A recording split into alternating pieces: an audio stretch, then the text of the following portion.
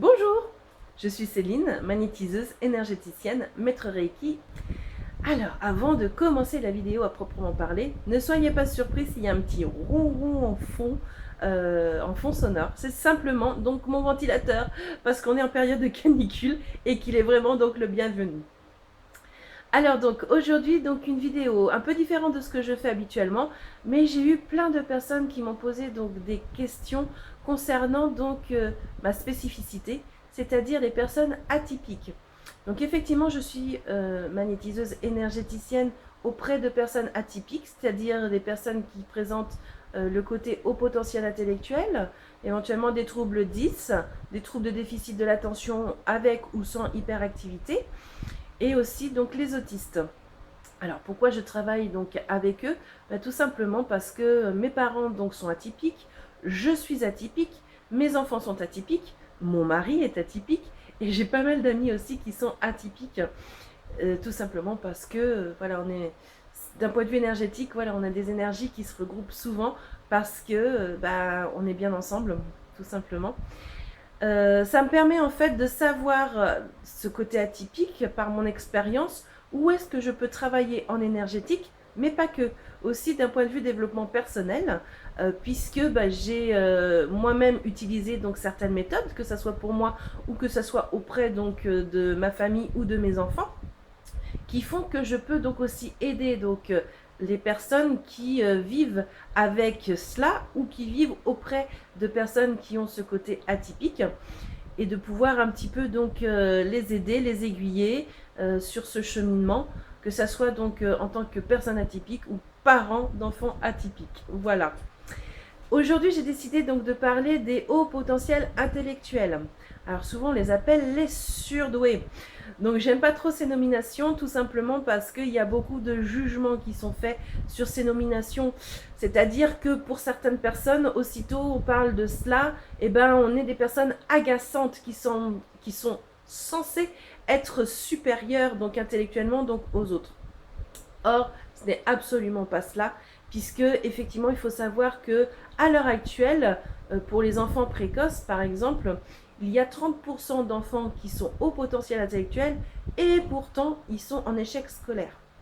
Donc je vais vous expliquer un peu plus loin donc, les caractéristiques éventuelles de ces personnes atypiques. Alors je dis bien éventuelles parce que c'est vraiment un panel. Après il peut y avoir d'autres panels en tant que haut potentiel intellectuel. Surtout ceci, on a des troubles associés. Voilà. Sachez que peut-être que parmi ces caractéristiques, certains pourront expliquer éventuellement les échecs scolaires que peuvent avoir donc des enfants, en sachant que ça peut être, voilà, comme je dis, un panel. Ce n'est pas forcément l'exactitude, puisque chaque haut potentiel intellectuel est différent, comme chaque individu est différent. Voilà. Donc du coup, sachez que ce n'est pas un trouble, ce n'est pas non plus une maladie, en tout cas d'un point de vue médical. Mais effectivement, sur certains aspects, ça peut être quand même handicapant. Et le tout, c'est de vraiment pouvoir transformer ce côté handicapant en atout. En tout cas, c'est ce que j'essaye de faire auprès donc, des personnes atypiques qui viennent me voir. Donc voilà. Alors il y a un autre nom qui a été donné, qui est donc le nom de zèbre. Zèbre, donc, qui est donné par le docteur Jeanne-Sio Fachin. Qui est pas mal non plus, puisque du coup c'est les zèbres, effectivement quand on les voit tous ensemble on voit un troupeau de zèbres, on n'arrive pas à les dissocier, et pourtant quand on les prend donc individuellement, ils sont tous différents, puisqu'il n'y a aucun zèbre qui aura les mêmes rayures, hein. Voilà, disposition des rayures. Donc c'est pour ça que effectivement elle aime bien ce mot zèbre. Alors vous verrez que j'ai écrit aussi sur mon site, dans ma catégorie blog du troisième œil, un article là-dessus, concernant en particulier les jugements qui sont faits sur les mots justement au potentiel intellectuel, pardon, ou alors surdoué, et qui explique pourquoi donc, certains jugements qui sont faits sont faux, tout simplement. Donc je mettrai le lien en dessous, donc la vidéo. Voilà. Et donc il y a un autre nom qui existe depuis, on va dire, 3-4 mois. J'avais d'ailleurs posté un comment dire, quelque chose sur Facebook concernant donc un livre qui vient tout juste de sortir, et j'aime beaucoup cette appellation-là, qui est philo-cognitif. Donc c'est le livre philo-cognitif, il n'aime que penser et penser autrement. Alors il a été écrit par, je ne me trompe pas, c'est Fanny Nussbaum, qui a écrit en collaboration avec le docteur Olivier Révoll, que je parle d'ailleurs aussi dans ce fameux article que je vous ai précédemment cité, et une autre personne qui s'appelle Dominique Sapet. Ils expliquent vraiment qu'on a une manière de penser différente, mais c'est surtout qu'on n'arrête pas de penser. Effectivement, c'est des pensées non-stop, nuit et jour. Donc ça peut être vraiment perturbant pour certains, puisqu'on arrive à de l'activité, de l'hyperactivité cérébrale. Alors, être au potentiel intellectuel, c'est avant tout avoir un traitement des informations qui est rapide. Je donne un exemple. Et ça, c'est un exemple qui est donné, mais vraiment partout, par tous les spécialistes, et d'ailleurs que vous pouvez retrouver dans un livre de Jeanne Siofachin qui s'appelle « Trop intelligent pour être heureux » avec un point d'interrogation. Voilà, je préfère quand même, il est important ce point d'interrogation. Donc, cet exemple, c'est, là, tout de suite, vous allez imaginer un bateau. Voilà, stop. Donc vous avez donc visualisé votre bateau. Donc peut-être que vous avez vu donc un bateau, alors ça peut être un paquebot ou un voilier, ça c'est peu importe. Peut-être que vous avez vu éventuellement la mer, effectivement, parce qu'un bateau sans la mer, c'est plus difficile. Et peut-être éventuellement un peu le port. Et bien pour un haut potentiel intellectuel, dans la milliseconde là où je vous ai parlé donc de ce bateau, lui il va voir donc le bateau, peu importe lequel, mais il va voir donc tous les aspects, tous les détails de ce bateau. Il va voir donc la mer, le port, éventuellement les détails du port. Dans la mer, il va peut-être voir éventuellement donc des dauphins. Des dauphins, il va peut-être visualiser donc une île qui va peut-être lui faire penser à Tahiti. Tahiti qui va peut-être lui faire penser à Gel-Douche. Et oui, il y a des Gel-Douche qui ont donc le nom de Tahiti. Et donc de ce Gel-Douche, éventuellement, il va se dire « Ah oui, c'est vrai, je n'en ai plus, il va falloir que je fasse les courses. » Alors là, je vous ai donc décrit éventuellement la manière de penser de ces personnes-là. Mais sachez que dans la vraie vie, ça fait un peu comme ça. Ça fait penser à un bateau. Ah oui, ça me fait penser qu'il faut que j'aille faire mes courses. Alors face à ça, ça peut être perturbant. Effectivement, on a l'impression de passer au coq à l'âne ou éventuellement qu'on ne vous écoute pas. Mais ce n'est pas ça. C'est simplement que le traitement d'informations est tellement plus rapide que ça peut être perturbant et on nous dit souvent qu'on passe du coq à l'âne, alors que dans le cheminement d'un haut potentiel intellectuel, c'est un cheminement logique, il y a un fil conducteur qui peut être perçu différemment donc, par rapport à un interlocuteur. Donc c'est pour ça, la prochaine fois, peut-être que vous allez réfléchir face à une personne qui paraît ne pas vous écouter ou qui paraît parler de autre chose, parce que peut-être que dans ses pensées, ça a été beaucoup plus rapide et que du coup, vous avez cette impression qu'on ne vous a pas écouté. Donc voilà, le jugement peut être facile, mais peut-être que ça peut être aussi autre chose. Voilà, voilà. Alors, donc les caractéristiques réellement donc, des hauts potentiels intellectuels. En partant de ces traitements d'informations donc rapides, effectivement, on va parler de facilité. Ce sont des acquisitions précoces qu'il peut y avoir, donc des facilités éventuelles au niveau donc, des apprentissages aussi. Mais à côté de ça, il peut y avoir aussi donc des soucis de découragement. Parce qu'effectivement, au moindre grain de sable, au moindre obstacle qui paraît insurmontable, ce sont des personnes qui vont pouvoir avoir souvent ce découragement qui est là et qui entraîne éventuellement une mauvaise estime de soi. Donc ça, il faut comprendre ça parce que souvent, en tant que haut potentiel intellectuel, on a plutôt cette tendance à trouver ça insurmontable et de ne pas faire plutôt que éventuellement mal faire. Il y a ça aussi. Une des caractéristiques, c'est ce côté aussi de perfectionniste qui est ici. C'est-à-dire qu'effectivement, il faut que tout soit parfait, il faut que tout soit bien. Donc, c'est souvent, on n'est pas satisfait de nous-mêmes non plus. Dans le côté estime de soi, ça aide pas non plus. Voilà, le côté estime de soi au niveau des hauts potentiels intellectuels n'est pas forcément supérieur comme on pourrait le penser. hein, en tant que surdoué, voilà. Non, non, souvent, il est beaucoup plus bas qu'on pourrait le croire. Donc voilà. Ça fait aussi qu'il y a aussi un décalage entre la maturité intellectuelle et la maturité émotionnelle. Donc ça, on le voit plus auprès des enfants, puisque effectivement, un petit bout de 3-4 ans peut éventuellement avoir une maturité intellectuelle d'un adolescent de, on va dire, 15-16 ans. Seulement, d'un point de vue émotionnel, eh ben, c'est encore un petit bout de 3-4 ans. Et c'est ça qui est vraiment très perturbant, que ça soit pour lui ou que ça soit pour la personne qui est en face. Et c'est là où nous, en tant que parents, on a un rôle à jouer, parce que effectivement, ce n'est pas le prendre en tant que presque enfant adulte, et donc de lui parler de cette manière-là, c'est surtout effectivement de pouvoir comprendre que il a des émotions et que ces émotions, ce sont ceux d'un enfant de 3-4 ans. Alors quand je dis qu'il ne faut pas lui parler en tant qu'adulte, c'est-à-dire lui parler éventuellement de choses d'adulte. Hein. Vraiment, il faut lui parler normalement, mais comme un enfant de 3-4 ans. Voilà. Ah, j'ai entendu mon téléphone, désolé, qui a sonné. Je rappellerai donc un peu plus tard. Je vous dis ça parce que ça aussi, ça fait partie donc des caractéristiques qui peuvent perturber donc un haut potentiel intellectuel. C'est tout ce qui est donc hyperesthésie. Alors l'hyperesthésie, c'est qu'on va réagir aux stimuli sensoriels.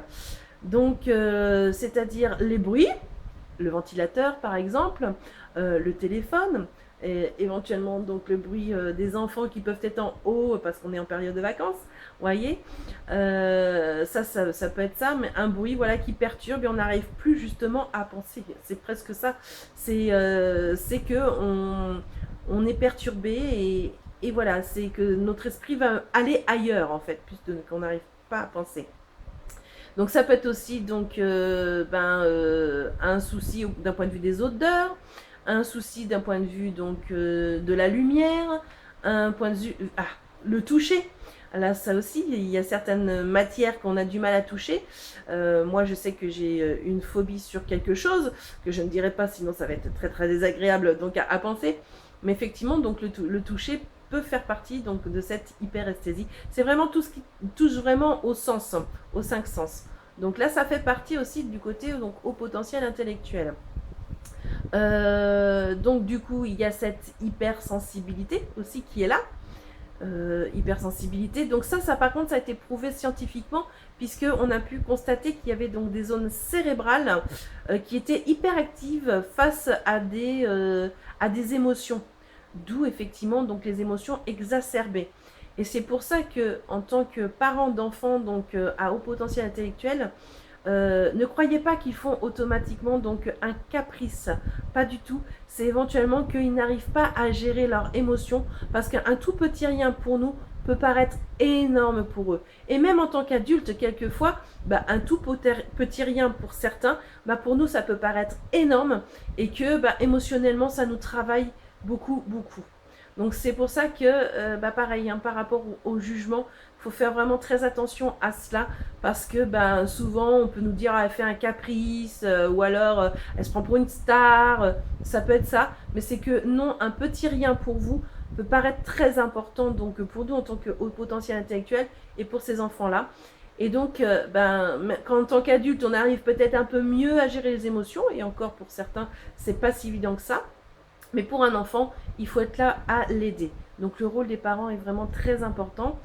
Sachez d'ailleurs que la communication bienveillante peut vous aider aussi à gérer et à les aider à gérer ces émotions. Et j'avoue que j'ai fait donc des formations spécifiques d'ailleurs donc par rapport aux enfants en communication bienveillante, et j'avoue que ça a été vraiment une révélation pour moi, mais pas que. Aussi pour mes enfants, et je le vois maintenant en fait les résultats depuis et je suis très contente parce que même si bon quelquefois ça peut être difficile encore de savoir quelle émotion donc l'enfant qui est en face de vous peut avoir, rien qu'en posant les émotions, disons peut-être que tu es en colère ou je te sens en colère, je te sens frustré, je te sens triste, quelquefois l'enfant va dire non. Par contre, voilà comment je me sens. Et là, c'est un début pour lui de soupape puisqu'effectivement, à partir du moment où on accueille nos émotions, qu'on soit enfant ou adulte, eh ben, il y a déjà quelque chose qui va lâcher. Et d'un point de vue énergétique, eh ben, on ne va pas engrammer donc, à l'intérieur de nos corps subtils, et donc du coup, ça va permettre qu'il n'y ait pas forcément de maladie qui va se déclarer au fur et à mesure si on arrive donc à exprimer ses émotions. Je vais m'arrêter là du coup à ce niveau-là. Alors, être au potentiel intellectuel, j'essaie de réfléchir en même temps. Ah oui, ben c'est aussi se remettre en question de manière perpétuelle. Et oui, effectivement, que ce soit en tant qu'enfant ou en tant qu'adulte, eh ben, on est souvent en train de se remettre en question. Alors, le côté négatif, c'est que on se remet tellement en question qu'on peut perdre confiance en soi. Voilà, je connais certaines personnes qui sont toujours en train de se dire est-ce que j'ai bon, est-ce que c'est pas bon, est-ce que c'est bien ce que je fais, est-ce que je suis sur mon bon chemin. Enfin, c'est voilà, ce genre de choses qui fait qu'on peut perdre confiance en soi. Mais il faut le prendre de manière différente, c'est-à-dire se remettre en question. C'est aussi donc apprendre de nos erreurs pour pouvoir, pareil, transcender tout ceci, le transformer et aller vers quelque chose où on va aller peut-être mieux sur notre chemin, puisque de nos erreurs, on aura appris. Donc c'est comme ça aussi qu'il faut le voir. Cette remise en question perpétuelle aussi, ça amène beaucoup de choses, que ça soit au niveau des enfants, mais aussi des adultes, sur l'origine du monde, l'origine de l'homme, l'origine de tout. Voilà, moi j'ai un de mes enfants qui, en ce moment, je dirais depuis 3-4 mois, qui sans arrêt me dit « Mais maman, qui a créé Dieu ?» C'est la bonne question. Et on a beau donc lui dire je ne sais pas, ou alors voilà, lui exprimer que personne ne peut savoir, et bien tout de suite, effectivement, ça ne la satisfait pas parce que elle a ce besoin de savoir. Ça, c'est quelque chose. Au potentiel intellectuel a quand même besoin de savoir, de comprendre. Quelquefois, il faut accepter qu'on ne peut pas tout comprendre, on ne peut pas tout savoir. Alors, si c'est sur les origines, ça me fait penser aussi à mon autre enfant qui, lui, c'était mais qu'est-ce qui a créé le Big Bang? Qu'est-ce qui a fait que ça s'est produit? Qui a créé le Big Bang? Ça aussi, c'est une question, mais d'ailleurs qui n'est pas le seul à se poser, puisque j'ai retrouvé donc des vidéos sur YouTube, effectivement, où on parle de ce fameux qui a créé ce Big Bang. Donc du coup, je trouve ça très intéressant, et en particulier sur les théories du multivers, etc. Bon, je ne vais pas m'étaler là-dessus parce que c'est pas le sujet, mais vous pourrez regarder sur YouTube aussi, je trouve ça vraiment très intéressant. Donc qui dit donc questionnement sur les origines, dit questionnement sur l'après. Oui, c'est-à-dire qu'est-ce qui se passe une fois qu'une personne décède. Donc ça a été donc le cas sur l'un de mes enfants où effectivement, dès l'âge de 2-3 ans, il me parlait toujours de la mort, il ne comprenait pas qu'est-ce qui se passe après, qu'est-ce qui se passe après, donc où est-ce qu'elle va la petite boîte, vous voyez, c'était ça en fait. Et on a beau avoir pris des livres psychologiques, moi j'aime beaucoup d'ailleurs les Catherine Dolto pour ça, pour les enfants, je trouve c'est très pertinent. Et il y a aussi des petites choses pour les adultes que je trouve assez sympathiques. Mais effectivement, ça ne lui correspondait pas, ça ne le satisfaisait pas. Et donc du coup, il y avait encore ce questionnement. Et est arrivé au grand Dieu, grand merci, donc un livre, quand il a eu à peu près 6-7 ans, qui a été écrit par le docteur Jean-Jacques Charbonnier, qui s'appelle « La mort expliquée aux enfants », et entre parenthèses, et aussi aux adultes. D'ailleurs, j'aime beaucoup donc le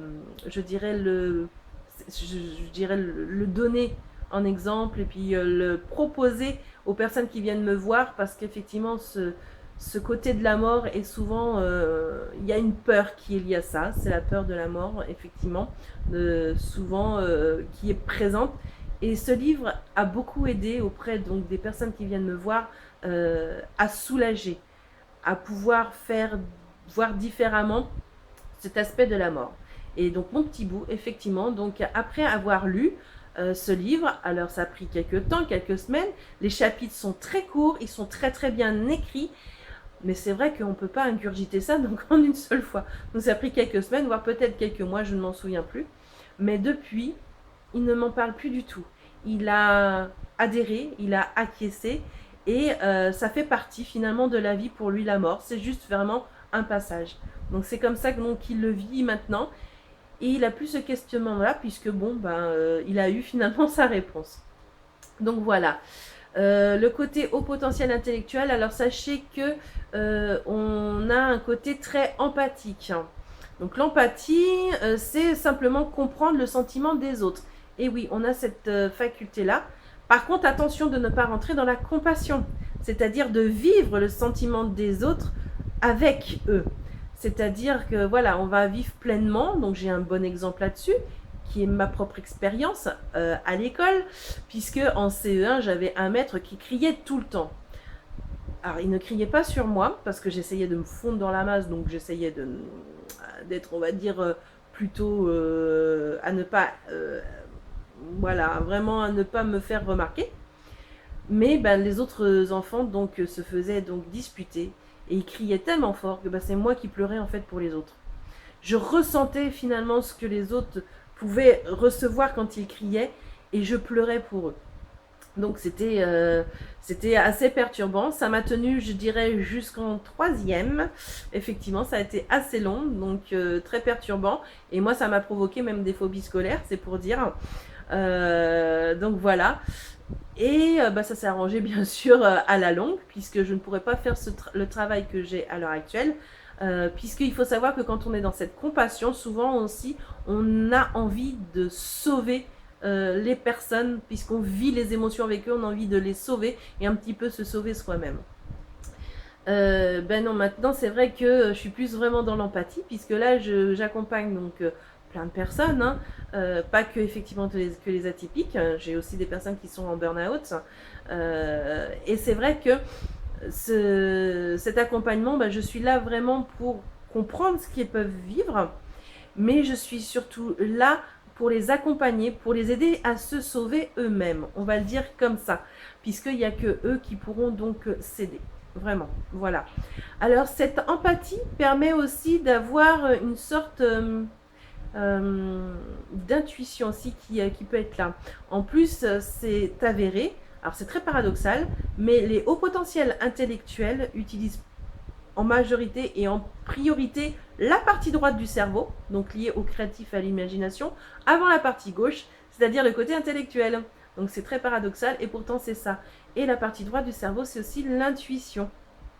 Alors quand elle est suivie, cette intuition, ça peut, je dirais, ça peut aller très loin, puisque ça nous amène vraiment sur notre mission de vie directement, mais pas que, ça peut amener une certaine créativité. Alors cette créativité, elle peut être artistique, certes, mais pas que. Là, j'ai l'exemple d'un petit enfant qui, voilà, il sent qu'il y a quelque chose à faire, et cet enfant, en ce moment, il est en train de faire des croquis pour créer une machine pour pouvoir nettoyer donc la terre. Alors, je ne vais pas dire quoi exactement, parce que je ne vais pas spolier, mais effectivement, il a pu me les montrer, donc ces croquis, je trouve ça vraiment très, très intéressant. Quand je lui ai demandé qu'est-ce qui a fait qu'il a pensé à créer cette machine, il dit je sais pas, je l'ai senti et j'ai voulu le faire. Et ça, je trouve ça donc superbe. Donc vous voyez, c'est vraiment ça aussi, hein. Alors il n'y a pas que être au potentiel intellectuel forcément où on pense à ce genre de choses, mais c'est vraiment de pouvoir suivre ça, puisque ça peut amener à vraiment de très très belles choses. Et je peux vous assurer que les enfants donc actuels, s'il y en a de plus en plus atypiques, c'était pas pour rien. C'est qu'ils vont pouvoir apporter beaucoup auprès donc de cette terre et de ce, je dirais, de tout ce qui se passe, de tout ce système actuel qui peut être très dur et que souvent on trouve injuste. Parce que là, le côté injustice aussi est très présent auprès des hauts potentiels intellectuels, parce que, ben, effectivement, on va percevoir ce qui est inégal, et le côté inégal, voilà, on n'aime pas. Donc voilà. Je crois que c'est à peu près tout ce que je pourrais dire au niveau caractéristique. C'est déjà pas mal, vous me direz, hein, parce qu'il y a tellement de choses à dire. Donc tout ça, ce sont des caractéristiques sans trouble associé. Donc c'est déjà pas mal. Donc, comme je vous l'ai expliqué, pour un enfant, ça peut être perturbant. On a un rôle en tant que parent qui est vraiment important. Que ça soit à la maison, par rapport à ce que je vous disais tout à l'heure, donc les caprices et puis donc la gestion des émotions, mais c'est aussi l'accompagnement à l'école. Parce qu'à l'école, il y a des fois, je ne dis pas tout le temps, mais il y a des fois, Heureusement, il y a donc des enseignants maintenant qui ont cette prise de conscience, qui commencent à se former, même si c'est pas obligatoire malheureusement, mais qui commencent à se former vis-à-vis des hauts potentiels intellectuels et des troubles, de tous les troubles en général. J'ai pu voir lors de parcours, bon, je dirais de mes propres enfants, effectivement, donc des enseignants quand même qui sont dans la compréhension, voire dans l'aide, et malheureusement j'ai pu voir aussi des enseignants, et je crois que le pire a été, je crois, cette année, ou qui sont dans la compréhension, voire le refus total de ce qui se passe. Et ça crée donc effectivement une différence, ça peut créer un isolement. Donc l'isolement dit une perte de confiance aussi, une perte de confiance de cet enfant, et ça peut amener éventuellement à l'échec scolaire. Donc, je vous en parlais tout à l'heure. De toute façon, la faible estime de soi peut amener aussi donc à l'échec scolaire. Le fait de penser différemment, quelquefois un enfant peut se dire: tiens, je pense de cette manière-là, moi j'arrive à tel résultat, je ne peux pas l'expliquer pourquoi, alors que les autres peuvent, c'est que les autres ont bon, moi je suis nulle en fait.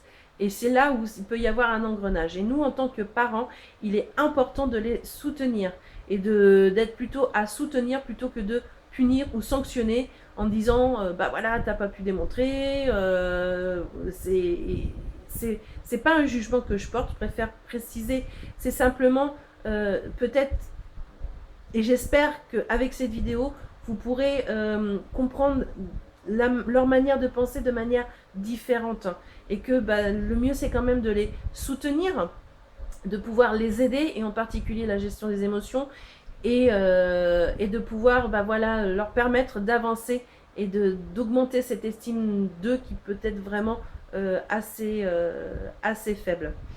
Donc voilà. Alors si, la dernière petite chose, puis je vais arrêter avec cette vidéo parce que c'est vraiment une vidéo qui est plus longue que les autres. Pour se faire tester, si vous pensez éventuellement être au potentiel intellectuel, faites bien attention à être suivi par une personne qui est vraiment spécialisée à ce niveau-là. Je ne suis pas donc psychologue, je ne passe pas de test du tout, moi c'est pas du tout mon rôle. Par contre, il existe des psychologues donc spécialisés. Il y a aussi les CMP, donc en ce qui concerne donc les enfants, qui le font. Alors, les CMP, sachez que l'attente est quand même assez longue, mais effectivement, donc c'est gratuit. On va parler aussi des psychologues scolaires. Alors, je ne suis pas convaincue. Je suis désolée s'il y a des psychologues scolaires qui m'écoutent, mais c'est tout simplement parce que, alors peut-être que c'est votre cas, mais pour d'autres, et j'ai eu l'exemple, les psychologues scolaires, effectivement, peuvent passer donc ce genre de test, mais par exemple, le trouble de déficit de l'attention et hyperactivité, ils ne le font pas passer. Or, cela peut expliquer certains, je dirais, lors des tests en particulier donc de QI. Alors, en ce qui concerne les enfants, c'est le WISC. Alors là, on est rendu au WISC 5. Voilà, c'est-à-dire que, comme ils ne prennent pas en compte le côté des troubles associés, si les résultats ne sont pas homogènes et qu'ils sont donc hétérogènes, pour eux, tout de suite, c'est catégorique, ils ne sont pas au potentiel intellectuel. Donc c'est pour ça que voilà, je suis mitigée, mais ça c'est mon avis propre, hein. Je préfère donc le préciser, puisque j'ai eu le cas sur 2 psychologues scolaires vis-à-vis donc de mes enfants, et c'est vrai que nous on a été plutôt dans le côté donc libéral. Alors libéral, effectivement, donc les délais en plus sont moins longs, et puis il peut y avoir un suivi par la suite. La seule chose, c'est qu'effectivement donc c'est payant, et que il faut débourser effectivement une certaine somme. Mais par contre, vous avez donc les résultats, parce qu'il faut savoir aussi que en tant que psychologue scolaire, nous n'avons pas eu des résultats. On a eu en plus une psychologue qui a fait passer donc les examens sans nous le demander. Donc il faut le savoir, ça aussi. Donc ça nous a énormément surpris. Ça surprend d'ailleurs tous les spécialistes qu'on peut voir à l'heure actuelle. Et puis c'est surtout qu'il n'y a pas de suivi. Donc résultat, effectivement, en tant que parent, on peut être très perturbé. Parce que, on va dire qu'on est dans une brume entière, puisque personne ne nous indique où il faut aller, ce que l'on peut chercher en plus, enfin voilà, c'est vraiment ça. Et on rame souvent parce que Et parce que on n'est pas pris en charge, on n'est pas pris en compte, personne ne nous indique réellement où est-ce qu'on peut aller. Et moi, c'est vrai que par mon expérience, parce que je crois que j'ai fait à peu près tous les spécialistes avec mes enfants, ça me permet de savoir qui fait quel examen. En particulier pour les troubles 10, j'expliquerai dans une prochaine vidéo. Effectivement, je pourrais un petit peu plus vous aider, en tout cas par rapport à mon expérience. Donc là, effectivement, nous, on a été voir des psychologues libérales, enfin un en particulier, qui est vraiment formidable. D'ailleurs, si vous le désirez, dans la région de Nantes, c'est vraiment une personne très sérieuse qui prend vraiment la globalité, pas que le quotient intellectuel, mais vraiment l'être en soi depuis qu'il est tout petit jusqu'à présent, sa manière de fonctionner, de penser. Et ça, je trouve ça vraiment super. Donc voilà. Donc je pense que c'est tout ce que j'ai à dire auprès des hauts potentiels intellectuels. Une vidéo qui dure quand même une demi-heure, donc c'est la première fois que ça m'arrive, mais vraiment il y a beaucoup de choses à dire sur ce côté-là. Les prochaines vidéos, je vais traiter des troubles 10, je pense. Une prochaine fois, ça sera les troubles de déficit de l'attention, l'hyperactivité et bien sûr de l'autisme. Voilà, écoutez, je suis très heureuse d'avoir pu parler de cela. C'est un sujet pareil que le magnétisme, le reiki, l'énergétique. Ce sont des choses qui me passionnent parce que ça fait partie de moi depuis que je suis toute petite et qui me permet de comprendre. Alors comme je l'ai dit, ce sont des caractéristiques qui sont là, mais bon, vous pouvez éventuellement ne pas voir tout, comme vous pouvez en avoir plus. Donc voilà, c'est au moins une base. Et puis, si vous voulez en discuter, je suis disponible. Je vous mettrai mon numéro de téléphone en dessous. Et puis, si éventuellement vous souhaitez qu'on puisse travailler ensemble vis-à-vis de certains troubles, entre autres par rapport à l'hyperactivité cérébrale, l'hyperémotivité, les troubles de déficit d'attention, bien sûr, enfin bon, tout ce qui peut être lié à tout ça, ça sera avec plaisir qu'on puisse voir ensemble pour pouvoir pallier à ce côté qui peut paraître pour l'instant handicapant pour vous, mais qui peut être vraiment un atout dans la vie. Voilà. Je vous souhaite une bonne journée, une bonne après-midi, une bonne soirée, pareil que d'habitude, au moment où vous allez lire cette vidéo.